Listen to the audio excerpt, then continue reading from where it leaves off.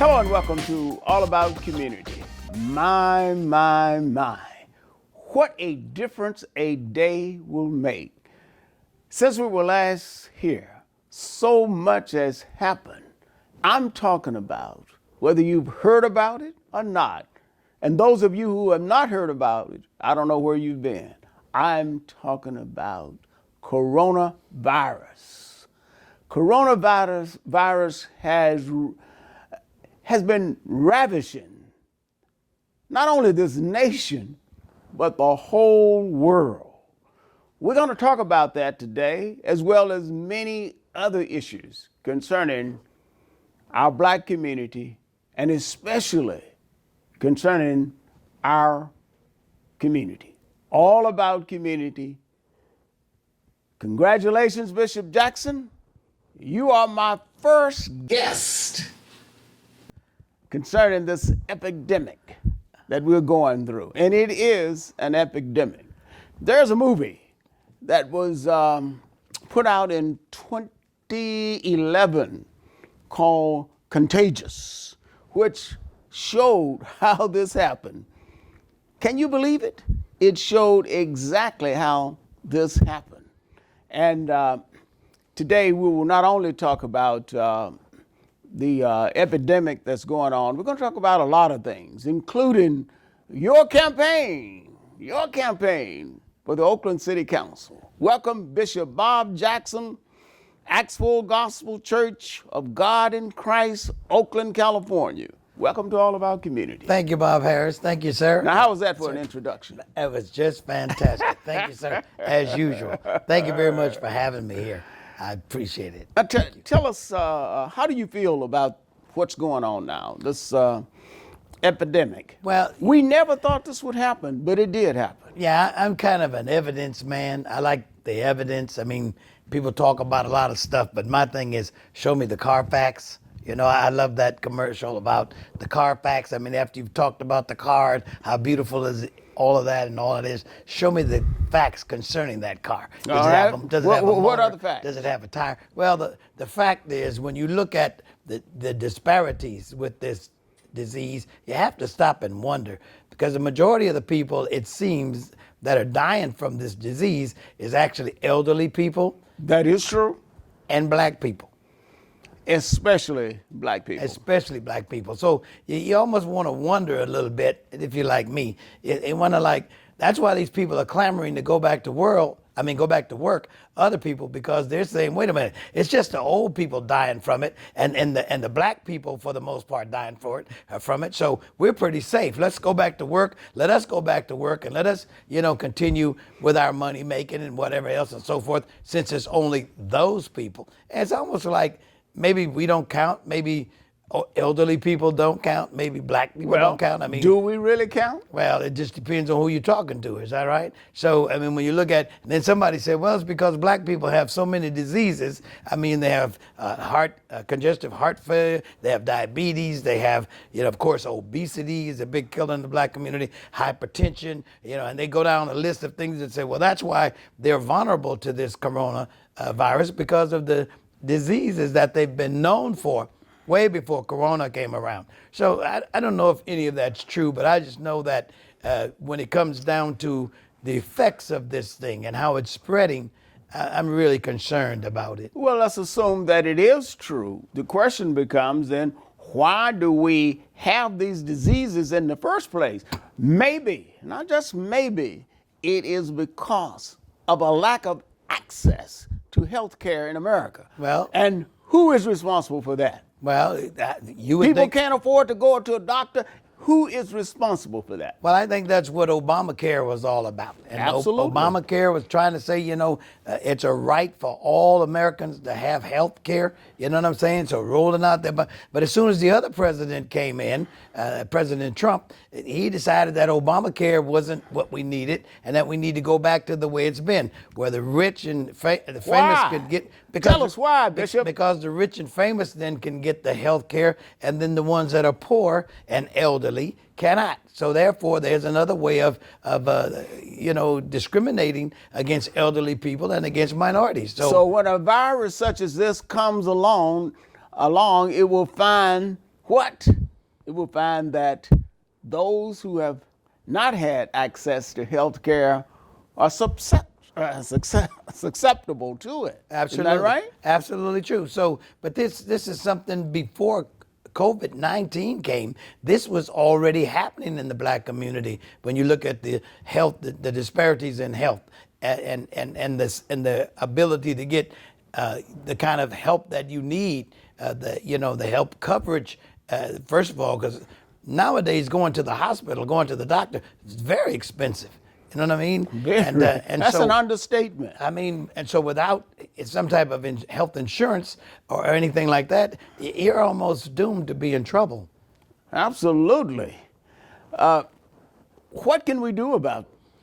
Well, I think first of all, we can get through this COVID-19 pandemic. We can get through it first. And one of the ways to get through it, of course, is what they're saying. Just keep your distance, which a lot of black people are not doing. We're still coming together. They showed a clip from a party in Chicago just recently. Yes. It was so crowded in that party. No one had masks. They were just partying and boogieing and having a good time, just like, Corona's not going to deal with them. And that's the kind of ignorance that we need to abate in our community, because this thing is deadly and it's really killing people. And so to think that you're exempt for whatever reasons is just ludicrous. It is crazy. That's why I have a glove on. I need a glove on. And I'm not even Michael Jackson. I need a glove and a mask, but since I got on my gloves. Since we're more than 6 feet apart, then I think I'm safe. And that is so important. We're going to have to go to break, and we will be back in a minute to talk about something that is very, very important locally. Don't touch that dial. Don't touch that remote. Put it down. Put it down. We will be right back. All about community. Hi, I'm Kathy Adams, president of the Oakland African American Chamber of Commerce. African American owned businesses in Oakland, California collectively are an essential pillar of the overall business community, providing jobs and vital resources in a variety of consumer and professional services. OAACC is committed to our members who keep our city going with business tax revenue and household income they provide to families. The impact of COVID-19 health pandemic has created a vulnerable environment that has drastically affected many of our businesses. Therefore, OAACC Foundation created the COVID-19 Resiliency Relief Program to provide grants for our Black-owned businesses that are unable to qualify for federal funds. We are committed to raising $1 million to provide the funding of these grants. Visit oaacc.org. Donate now. Please do not let our Black-owned businesses close. Thank you. Hello and welcome back to All About Community. When we went to break, I was about to introduce a new subject, and that subject relates to Bishop Jackson running for the Oakland City Council District 7. My man, Bishop Jackson, is running for District 7, Oakland City Council. Now, Bishop, tell me again, why are you running? Well, first of all, I'm interested in what's been happening with District 7, and that's Deep East Oakland. I'm from Oakland. I'm 74 years old now. You don't look chasing it. you. Thank you. Put you that beard on. I've been growing this beard since I've been sequestered in. So anyway, I haven't been going out, except I'm coming today to be with you. But but when you look at Deep East Oakland, District 7 in particular, you notice that we haven't had a lot of anything as far as the community is concerned. And, there's development going on all around us, et cetera. That's true. But the condition of our community in District 7 seems to remain the same, if not worse. There are people making decisions for us that we'd have nothing to do with, don't know anything about it. So the lack of information coming from City Hall, coming out to District 7, we just really don't have it. When we look up, next thing you know, they're digging in our streets. They're changing 98. Look at 98. It's a tragedy to me. They've taken 2 lanes and then they've made it to 1 lane, et cetera. And just for what? Why did they do that? I have no idea. And they didn't discuss it. Who did they talk to? I have no idea. And that's the kind of You stuff mean they didn't talk to you about? I mean, they did not. And so I'm from Brookfield. I mean, by way of Campbell Village in West Oakland. My daddy got a raise on his job and bought a house in Brookfield. All right. Right there at 370 Burrowwood Avenue. And I grew up right there in Brookfield Village. and went to Elmhurst and graduated from Castlemont. So the deal is, I'm not a transfer. I've been living in Oakland all of my life, and I thank God for the city. But what's happening now, as far as District 7 is concerned, to me is really a tragedy. So I plan on running so I can do something about it. I'm tired of just people talking about the situation but never wanting to do anything. So I thought I would put my feet where my mouth is and go ahead and run. Not that I don't have enough things to do pastoring Acts Full Gospel Church and doing all the things that we do at the church. But thanks God, I have some great help. I've got great people working at the church, working with me, and I'm able, I think, to spring free so I can help District 7. And I think if we can become a model District 7 for the whole city, then I think, the city, it will be worth it for them to get the message. Now with this pandemic virus that is floating among us, what impacts do you think that will have on District 7?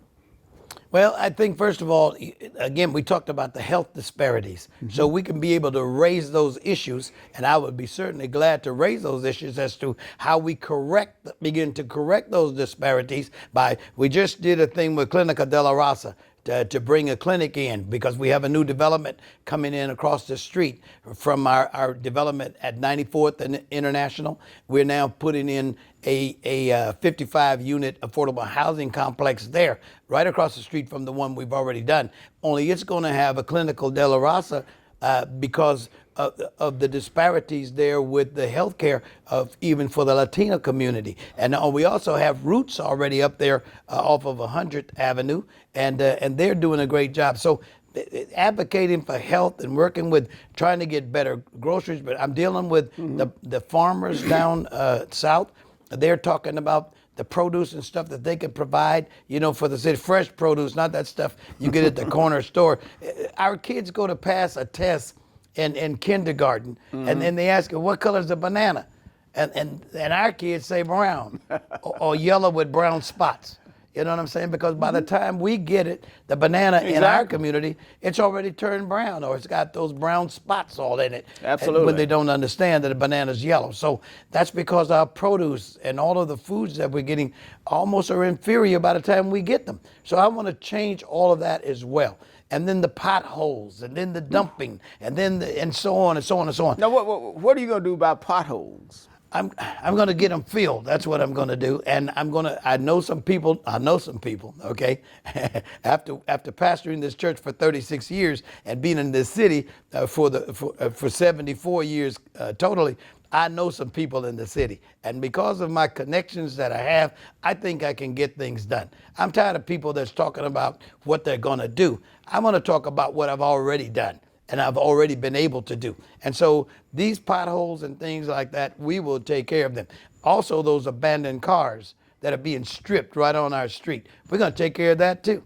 And I've How are you going to do that? I've already got. Listen, what's your plan? I don't want to tell all my plans right now. That's okay. You're on TV. All your voters would love to hear your plan, so they can go out and vote for you. But I got a lot of snitches that'll go back and tell my people that I'm running against all my ideas, so they can beat me talking about them. So, but no, I do have solutions. And if you notice my track record, what I've done in the city, especially since I've been saved now 43 years. Now, don't go behind 43 years.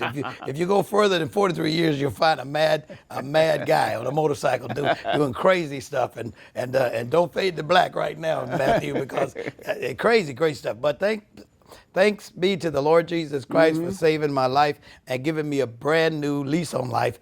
I'm ready to try to undo a lot of the things I did before I became a pastor in the church. So I thank the Lord for the opportunity to give back. What about our students, our children who are not in school because of this pandemic?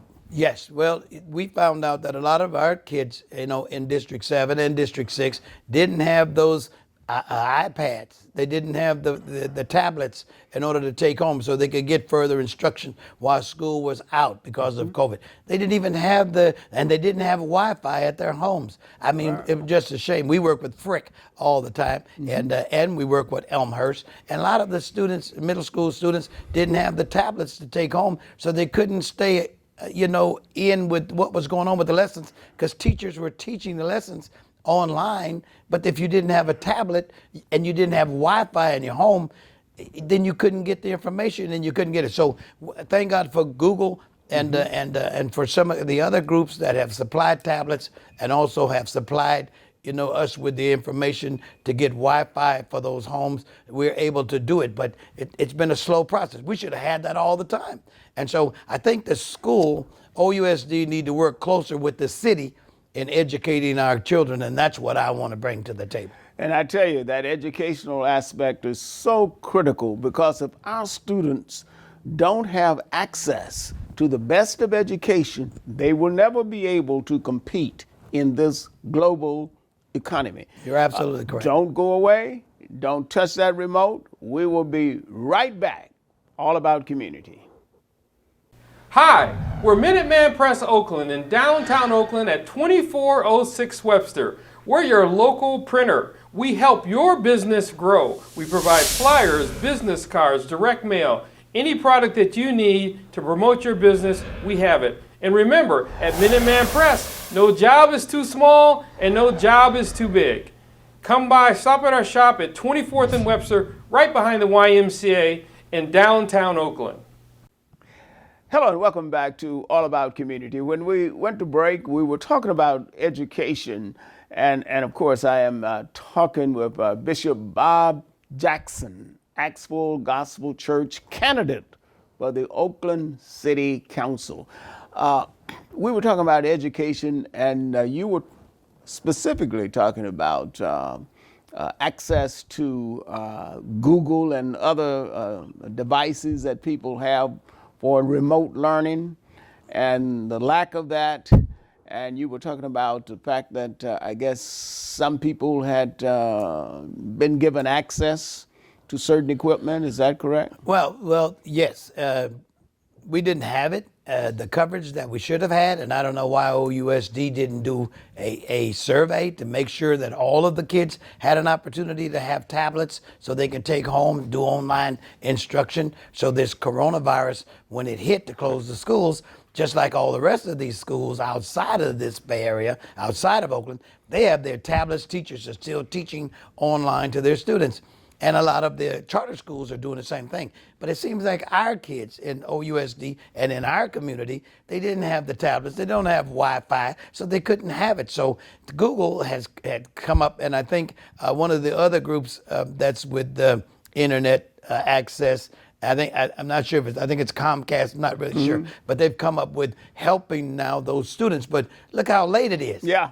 Students have already had those things and been using online education from their teachers. But Oakland, once again, and I think becoming the city councilman for District 7, I'm going to be able to bridge the gap between OUSD and the city, because they do not work together when it comes down to educating our kids. And I think they should, and I think we'll see better results when we do that. And that will be fantastic. Let's talk about housing.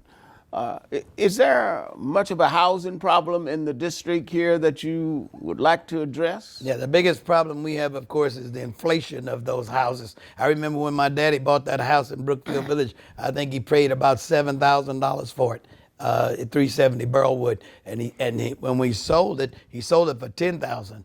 And the man turned around the same month and sold it for $19,000. But my dad stayed there long enough to raise all 7 kids, in that place. And so we were there a number of years, because I got there just as I was going into 8th grade, and I stayed there, until my dad retired.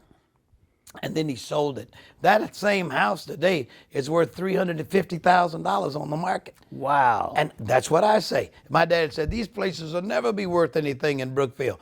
He would come back alive if he knew that that house he sold for $10,000 today is worth $350,000. So it's almost like we can't afford to live in East Oakland anymore. And then if they take that ballpark, if they take the Coliseum, and they take the A's away from it, and they do like they did the Stick in San Francisco and build affordable, build market rate housing and condos and all of that in that area, it's going to devastate our community in District 7. Now, what about jobs? Now, how are we going to, in view of this pandemic, how are we now going to get people reemployed? Maybe not even in the same jobs, but in perhaps different jobs so that they can purchase houses. Well, that's what we're working on as well. We've been working on that because, I'm also the president of the Men of Valor Academy. We have 85 men in our program coming in from Is there anything incarceration. you're not leading?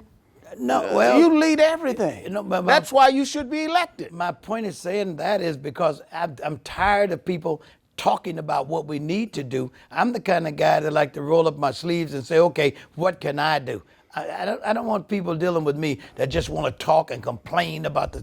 I've listened to that for a number of years. Now, I took you off subject a moment just to That's okay. I mean, play with you a little bit. But Men of Valor, you would explain Men of Valor, Men of Valor. the Men of Valor. We have 85 men, and the Men of Valor has been operating for 30 years in the city of Oakland, and we like to think we transform men that have been incarcerated, men that's been in drug gangs and whatnot and so forth. We transform their lives through the Lord Jesus Christ into being the successful men that God intended them to be. And we've been 30 years working with that. And what I'm saying is we know that getting those jobs takes education. It takes, to be clean from drugs. And I don't care how much they try to tell people, you can smoke weed and all that stuff. But when you go to take a test for a job, they're going to have you pee in the cup. And and they detect weed or any kind of drugs in your thing, that's an excuse not to give you a job. So my thing is the law might say it's legal, but I'm telling you the companies are not hiring people that's involved with drugs and alcohol. And that's an important point, Bishop, that really ought to be emphasized over and over and over.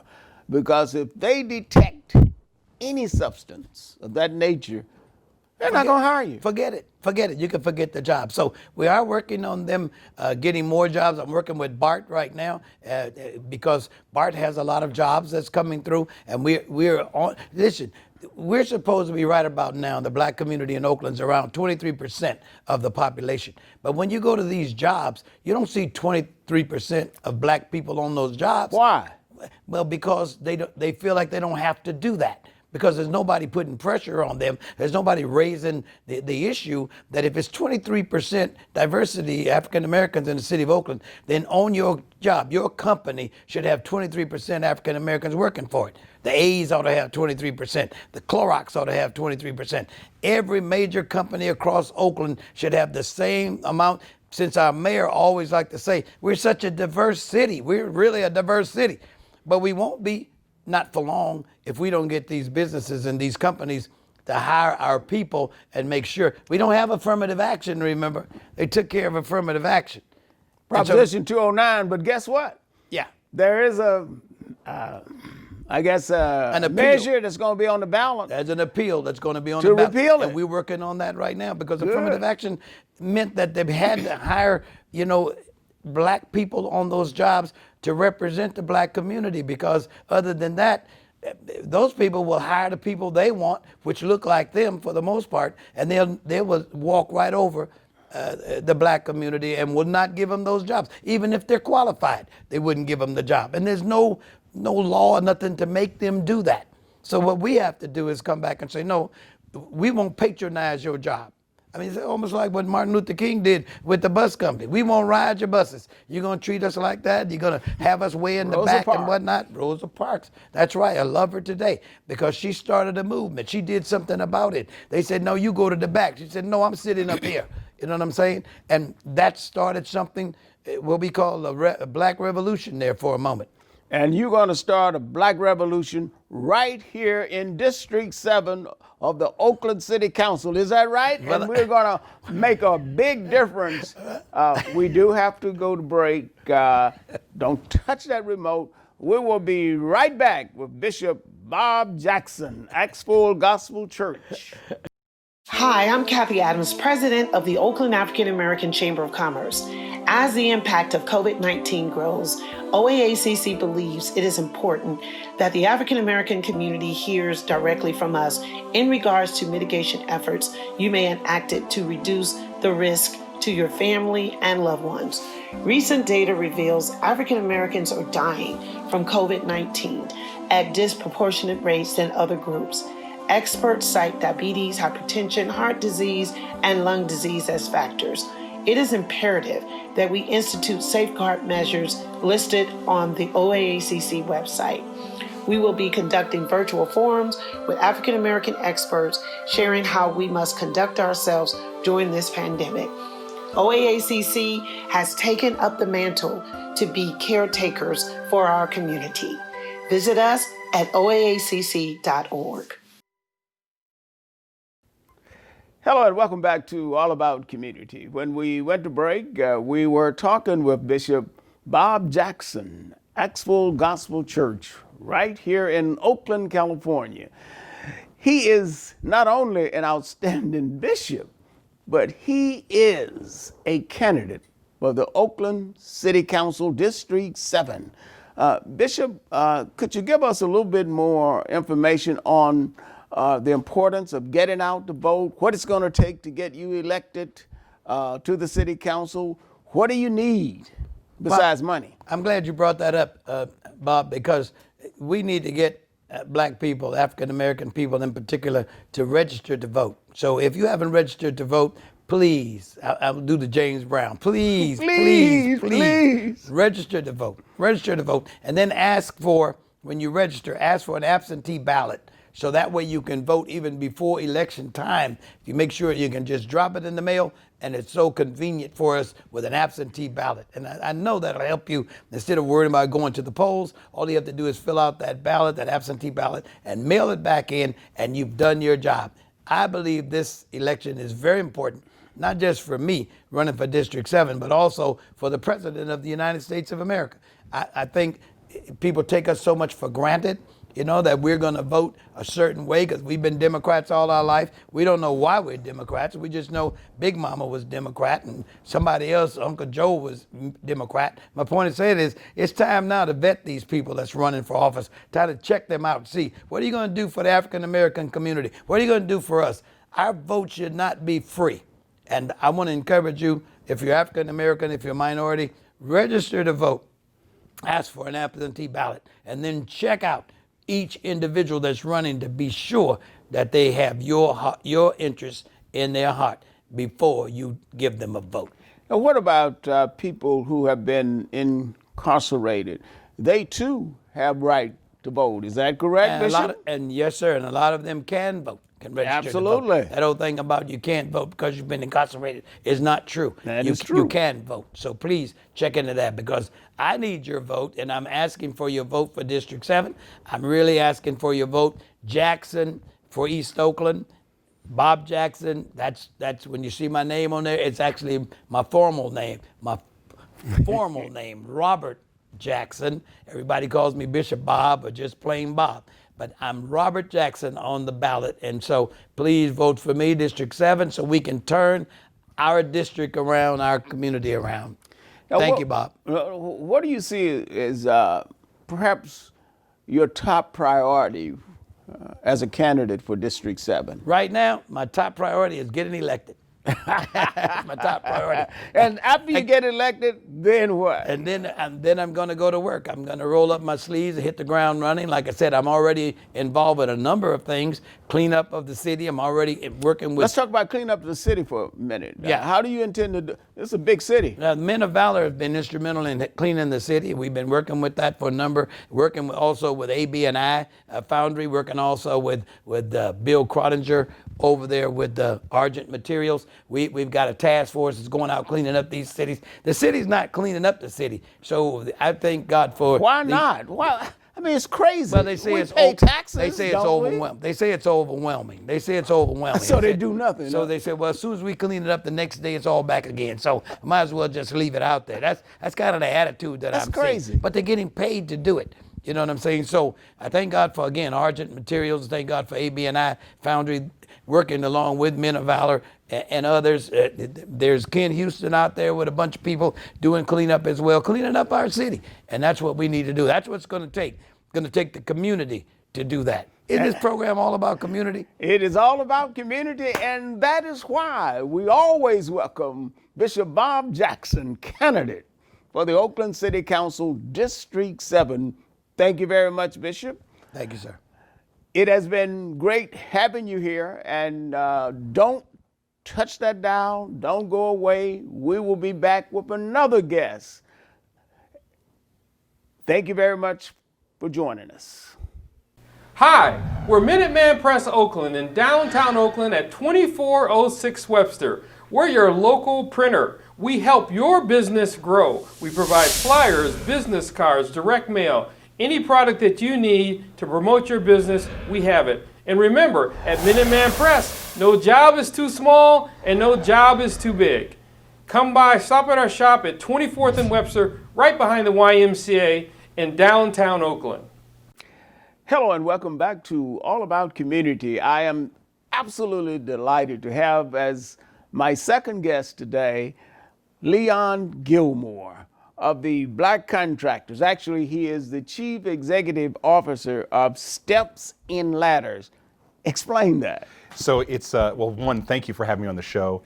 I think anytime you can get in front of the community and be on a show like this, it's important. Steps and Ladders is a nonprofit 501c6 that a partner of mine, Mario Wagner, and I created. Mario is a flooring contractor and also a general contractor. And we met, I also do a lot of remodeling of houses and apartments and some commercial tenant improvement work. So as we came together, one thing we noticed was Black contractors or contractors of color were having challenges identifying what the work was and identifying how to get the work. It's nothing new, the concept of identifying contractors of color and trying to help with their capacity and also their scalability. However, because of my business background, we felt we could take a different approach to it. And so what we've done is we work with contractors and we do a one-on-one with them. So really an analysis of where they are versus where they want to be in their business. And also understanding what the primes, so an Ovra, a Swinnerton, what they're expecting from the contractors. Because too often we may get on a job, we may have an issue with certified paperwork that is part of the back of the house, that's as important as being able to execute the job. And so what we realized is if we can marry or help them grow that ability to do their back of the house work and their paperwork, and also expectations, how you have communications with people if there's a conflict, we can help their readiness and their growth and their ability to scale their business and also have capacity to do more work. Now let me ask you a question. In view of this pandemic outbreak, what impact, if any, has it had on Black contractors? Well, you know, it's an interesting thing. So I think it's impacted everyone on one sense or another. But the one thing that we've noticed is, and part of what we do in this process is getting them to identify, and I say getting an African-American contractor to identify the issues that they didn't think about. So we sent a COVID-19 survey out. And the survey essentially was saying, tell me one thing that if you had done prior to this pandemic, you would have been able to handle a lot better. And we got tons of information back from people saying, you know, I would have handled this differently, or I would have thought about this. And so the beauty of what we're doing is we're helping the folks think through what things they need to understand to continue to be successful in their business. And that could be something as simple as forecasting. So from a business background, a lot of people, as you know, will forecast throughout the year. So they'll understand in Q1, what their revenue is going to be in Q3. And that was a lot of things that people weren't understanding. One, because they just didn't have the bandwidth to do it. You know, because a lot of times contractors of color, our contractors, our network, they are struggling to make sure they've got something tomorrow. And we want to help them to give them the luxury of step back and think, where is my revenue in November? And we could be in January. Now, I suppose that this has had a tremendous impact on Black contractors in particular. Quarter one probably was going great. Yes. Quarter two, it's probably upended everything. Correct. And then now you got to project what, quarter three and quarter four. Correct. Now, and how are they handling that? Well, and the key is trying to get through Q2, you know, because and that's what happens with us is oftentimes in every segment of our lives, we don't have the luxury of being able to step back and think about the future. Right. And that's what we're really focused on is helping with business development. So helping them start to look and see, hey, if I'm in January, what does my year look like? And what products do I have? How long are those projects? So the duration of those things is very helpful to understand, because if you get a project in January and then you start booking a lot of projects, if you know that January project is not going to end until December, you have a lot of room to take on other projects. Right. And so too often we just don't think about that. So that's one of the things. So to your point, when the pandemic hit, a lot of us were not prepared for it from a cash flow standpoint. Right. And just from a standpoint of a leader in a business. You know, how many people do I have to lay off? What is the unemployment going to look like for me? Do I have to now back down on jobs because a job I may have booked I can't do now? So how do I take care of the folks that are working for me? So there are a lot of questions that we've been able to ask, and a lot of questions we've been able to get people thinking in a different perspective. Are we losing any black contractors as a result of this? And if so, what are we doing about it, if anything? It's a great question. So I'll take the first part. One of the things that we noticed, and this was the scariest thing to me, and I think the most challenging or alarming thing to me, was people who have these amazing businesses, because their children are interested in doing something else or they haven't done a succession plan, those businesses now, when they retire, those are going to go away. And so that's one of the things is we've got to start to understand that. We've got to understand, we've got to audit it, and we've got to start to backfill. So one of the things we're going to do as a group is starting with young people. How are we educating young people to the trades? How are we doing a lot of things? Understanding those businesses that maybe in 5 years, that person who's built this amazing business, maybe think about retirement. And if you're going to retire, who's going to take over the business? So those are important questions that we've got to get them understanding. And that's a good point, and it's a point that sometimes people don't think about. What are you going to do when it's time to transition? That's right. We have to go to break, so don't touch that remote. We will be right back with Leon Gilmore from the Black Contractors, and we got a lot more that's going to be exciting for you. Positive Links Day program is a community center that provides disability awareness to remove some of the stigmas associated with the disabled population. We are located at 675 Hagenberger Road, Suite 255 in Oakland, California. Our mission is to be a voice for those that don't have a voice. We are recruiting community volunteers for training to assist us to develop and provide awareness for the treatment available for the disabled community. If you would like to volunteer, you can reach us at 510-878-9779. Hello and welcome back to All About Community. When we went to break, we were talking with Leon Gilmore. Leon is the Chief Executive Officer of Steps in Ladders. He's working with the Black Contractors. And I want to ask you specifically, how has the governmental program called PPP, Payroll Protection Program, been working for blacks, if at all, or whether or not the big dogs have been eating up everything and there's nothing left for the little dogs? Yeah. Well, this is going to be more anecdotal because some of the facts we've talked to people, so we have a sense of how they've handled the process. A lot of times, and this happens too often in our community, we understand information late. And this was unique because I don't think anyone could have foreseen this, nor because the way the federal government handled it, I don't think it was very clear. The one thing we did notice is a lot of people were scrambling to figure out the program and to figure out how it worked. Mechanically, how do I apply for things, and how do I ensure that I've got all my paperwork together? And I suppose that in the black community, especially with the black contractors, very little was done in order to educate them as to how to apply, et cetera.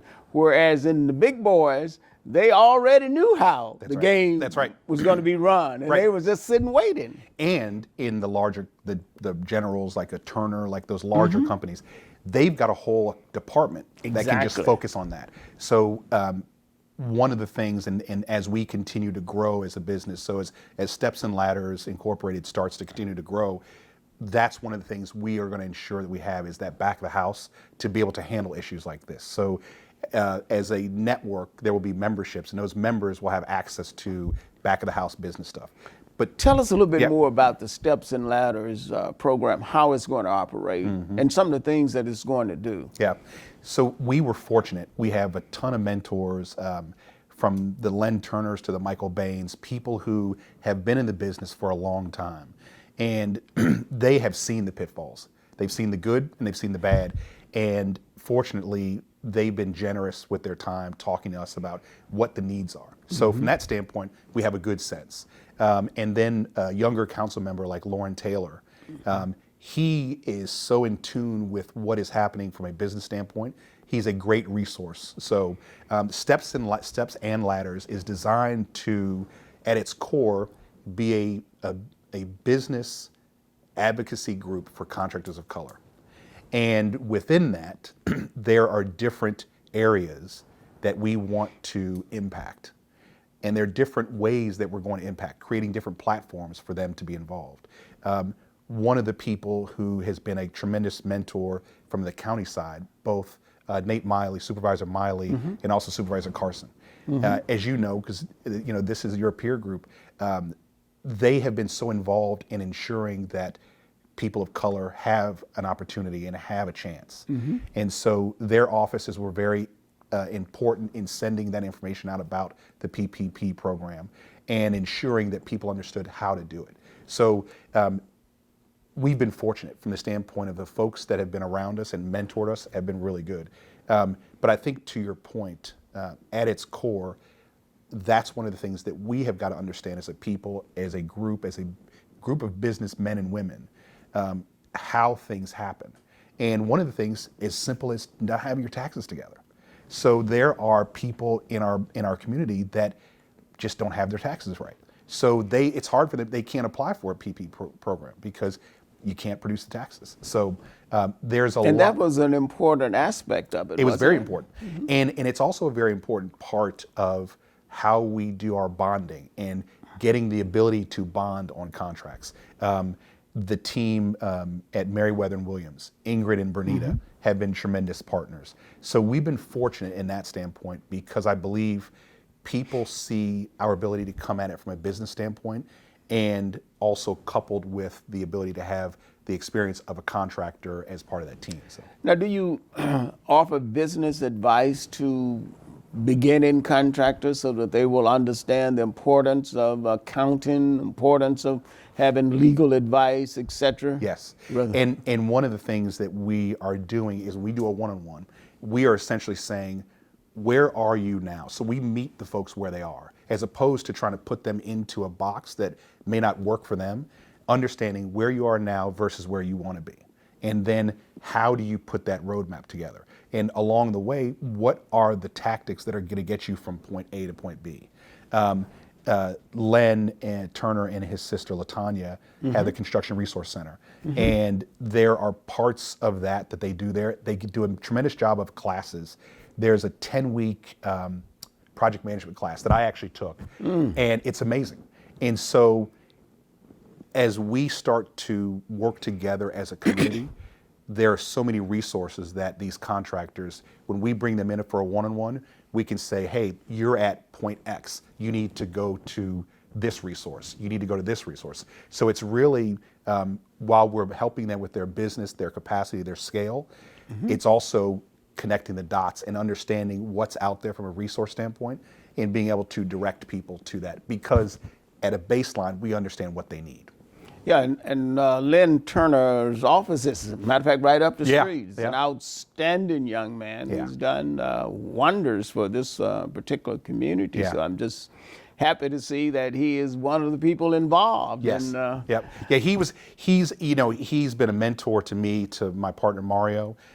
He's been a mentor, and the beauty of him, and I think like so many African American businessmen and women who have done a lot of work and who have been in Oakland, so many of them are willing to share their information, and it allows people like me to avoid pitfalls. And sharing information is really what it's all about. We're going to have to take another break, and we will be right back talking with Leon Gilmore, who is the CEO of Steps and Ladders. I'm correcting myself. We will be right back. Sinkler Miller Medical Association, founded in 1968 by Dr. William Sinkler and Dr. Rudolph Miller. The organization was formed to improve the health care of African American and other minority people in the Bay Area. Sinkler Miller Medical Association offers annual scholarships to high school, nursing, and medical students who are African American. Presently, Sinkler Miller Medical Association has over 160 members. Sinkler Miller maintains its commitment towards the betterment of the field of health, education, and welfare. For more information about Sinkler Miller and scholarships, contact Sinkler Miller today at 510-863-4560 or visit our website at www.sinklermiller.org. Hello and welcome back to All About Community. When we went to break, we were talking with Leon Gilmore. Leon, could you tell us a little bit more about the black contractors in terms of maybe approximately how many black contractors are there in the Bay Area? And what if a person really wants to use a black contractor? What do they do? How do they get in contact with them, etc.? Yep. So one of the things I'll pick up on, we were talking about sharing and how important sharing information is. So the way we started is we had 4 meetings. We just started September of 2019.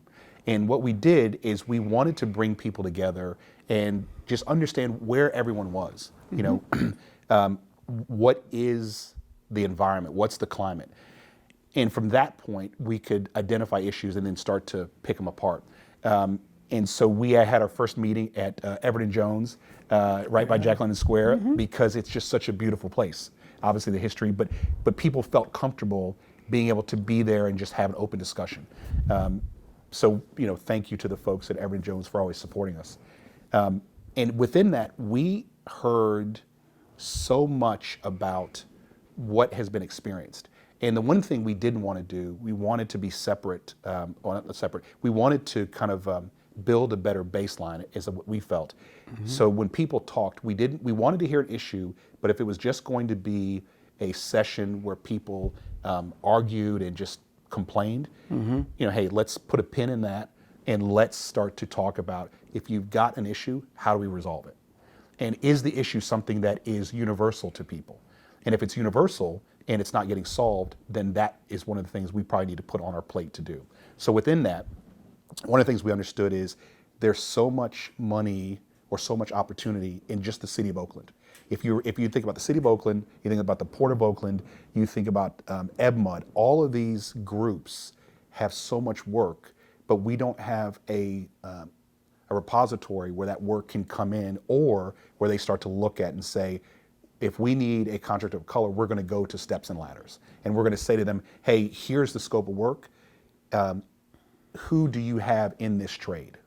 Do you have members in almost all of the trades that they can go? So our network is across the trades. Now, as we are forming as a group, we are starting to put out membership. Here's what you will receive for this. So the beauty of where we are is we've been so fortunate to have an impact immediately, and then as we continue to grow, we're starting to build that member and that network base. And again, approximately how many black contractors are there in the Bay Area, and how do we access them?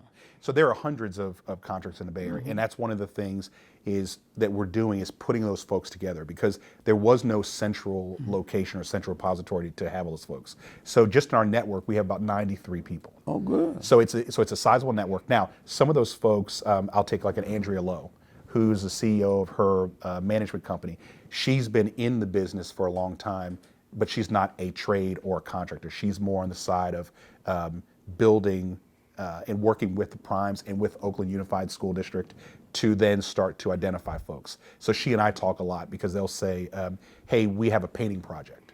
And one of the things we want to do with folks like OSU, Oakland Unified School District, is understand what their scope is. And before we send someone there, we're vetting those people to ensure they've either done the project or they've got the capacity to do the project, and making sure they understand payroll. Because the one thing we don't want to do is have a person start a job they get through, and then midway they can't finish it because they're out of money. You know, there's the joke that every time you get a contract, you want to go buy a Cadillac. Well, yeah, and while it sounds funny, the unfortunate thing is it's too true in too many cases. So now it is understanding when you get a payroll check, it's, you know, X of this has got to be for your labor, your materials, etc. Now, who is working with them? Do you have somebody that's really working closely with them to help them understand that? Well, Mario and I are doing the work right now. And as we start to build more of our contributions, more of our foundational grants, the Supervisor Miley and Carson have been great. So we're hoping that we're going to be able to be supported by them and then folks in the city. So as we continue to build our financial base, then that's when we'll expand more and more of the programs. And you'll have more and more, I assume, people who are qualifying in order to get contracts from the City of Oakland, Alameda County, Oakland Unified School District, Port of Oakland, et cetera. Do you get cooperation from any of those entities now? So we've been fortunate so far. We've had some good connections because we've had folks that have been in Oakland. We've talked to them and understood. We've been, a lot of folks have been open. So we are working with a lot of different entities, and the Port of Oakland is good. Alameda County, their Healthy Homes project with the lead abatement that's coming out. That's one of the folks we're working with on that. We pitched them a program, and we're hopeful that we'll be successful. And do you feel as though you're getting your fair share of business from these entities? So far, you know, and a lot of it is our record. We have to, you know, you have to continue to prove yourself. So the more you prove, and the more we can provide trades folks and general contractors to projects, and they're successful, then we'll continue to grow. But the thing that I'm most appreciative of is folks are looking at us and saying, hey, this could be a great opportunity for everyone. And that's important. That's very important. Great opportunity for everyone, assuming that we are successful in what we are contracting to do. That's right. And that is the key. That's right. Making certain that we perform. Right. You know, Colin Powell talks about a great story where, you know, if you're not ready for opportunity, the opportunity is really lost. And a lot of us, we haven't been ready for it. And that's something that we've got to believe, we've got to appreciate and understand intellectually that because we are good at executing something or some things, we may not be ready for that next level. So we got to be ready. We don't want an opportunity to pass us by. We'll be right back with All About Community, talking with Leon Gilmore. Don't touch that dial. Don't touch that remote. We will be right back with All About Community. Hi, I'm Kathy Adams, president of the Oakland African American Chamber of Commerce. African American owned businesses in Oakland, California collectively are an essential pillar of the overall business community, providing jobs and vital resources in a variety of consumer and professional services. OAACC is committed to our members who keep our city going with business tax revenue and household income they provide to families. The impact of COVID-19 health pandemic has created a vulnerable environment that has drastically affected many of our businesses. Therefore, OAACC Foundation created the COVID-19 Resiliency Relief Program to provide grants for our Black-owned businesses that are unable to qualify for federal funds. We are committed to raising $1 million to provide the funding of these grants. Visit oaacc.org. Donate now. Please do not let our Black-owned businesses close. Thank you. Hello and welcome back to All About Community. My name is Robert L. Harris, and when we went to break, we were talking about black contractors, but I have a specific question I want to ask of Leon Gilmore, who is our guest today, and that is, how many of your members are members of the Oakland African American Chamber of Commerce? You knew I was going to hit you with that eventually because I am the general counsel and used to be the secretary of the Black Chamber. Yeah. Well, one thing I'll say is I don't know that, but I do know that it's important. I remember years ago when I worked on a golf tournament for you all as a fundraiser, and the people, obviously you and the founders of the chamber, are an amazing group of people. So that's important. I know I talked to Bishop Bob once, and he said we've got to have members in that chamber. And I don't know your current president and CEO, Kathy Adams, but I know of her and Shonda Scott. So it's important that we support it, but I don't know the answer to it. But one of the things I do know is as we continue to grow, I want to make sure that we have conversations with the chamber and start to really connect the dots. Like the NAACP we've talked with, and so we're making sure we connect the dots with all the allied associations. And I think it would be a good opportunity to partner with the Oakland African American Chamber of Commerce. They offer a lot of good programs. Yes. I think they can be of great assistance to what you do. And, you know, nobody needs to be the Lone Ranger. We can Correct. all work That's right. together, That's and right. that's the exciting thing is. about it. What do you think has been the government's response to this pandemic virus that we have encountered? Do you think it's been enough? No, I don't. I mean, from a business standpoint and from a funding standpoint, I don't believe it's been enough. I think the challenge has been anytime a leader doesn't accept that there's an issue, then there's a problem. So you can't. What leader are you talking about? Well, our president. President. Yeah. Well, man, he couldn't lead himself out of Well, you know, and I think that's He been is no leader. that's been the real issue, because he has not been willing to accept the challenge and accept or say that there's an issue. The one thing, the beauty of our 44th President Obama was, regardless of if he was right or wrong, he understood the need to show leadership and accept anything that came his way that he felt, this is my responsibility. Whether one of my staff did it or not, ultimately it's on me. Well, this man accepts responsibility for nothing. That's right. That's this right. president is absolutely insane Yeah. when it comes to accepting responsibility. Only thing he thinks about is me. That's right. Me. That's right. That's right. And that's shown. This pandemic and this crisis has shown how much he lacks of leadership. And that's been the unfortunate thing for the country, because I think if he had not spent the month of February going around doing rallies and saying that it was a Democratic hoax and it was going to disappear in April, we would have been so far ahead. And I think now he's getting called to the carpet, and you can see he's getting rattled in interviews, and he's starting to pass the buck to different countries. And but to your point, leadership shows in these kind of things. And one thing we've seen is he's just not a leader. And on that note, I say we're going to have to end, but you're absolutely correct. It is a total lack of leadership on the part of this president. I have never seen in all of my years of living anybody who just cannot lead at all. Mm-hmm. He is too busy ducking and dodging and not accepting responsibility. I want to say it has been a pleasure, Leon, good to see you again. Having you as our guest. Thank you. Thank you for having me. And we'll have you back. I hope so. And good luck. Thank you very much.